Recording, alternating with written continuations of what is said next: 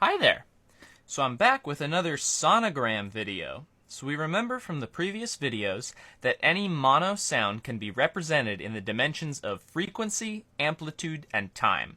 In part 2 we talked about what frequency means. Now today we're dealing just with amplitude and time.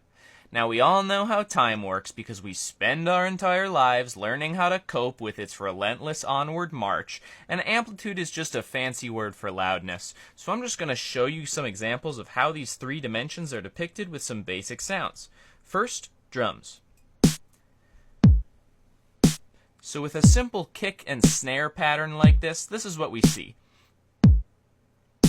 Note the sharp transients on the leading edge of every hit. These are what drums are for, transients. Quick, punchy bursts of sound. Now let's add a plucky bass sound. Note that most of the frequency content is focused toward the bottom of the spectrum. Also note that you can see and hear the gaps, the empty space in the sound. If I increase the decay time on this bass synth, notice the long tail that grows. And what that sounds like as the filter takes more time to close. Now let's see some higher frequency sounds. So here, I've got one note on a very slow pad sound. Notice how the harmonics are spaced farther apart because we're at a higher frequency, but specifically notice how all three of dimensions play with each other as the sound opens and closes.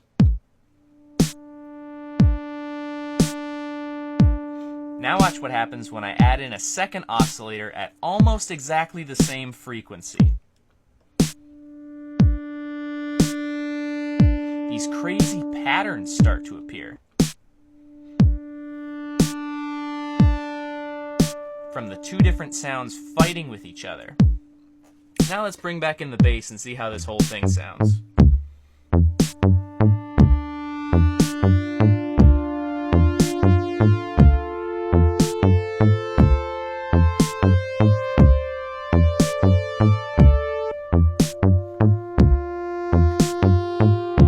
Thanks for watching.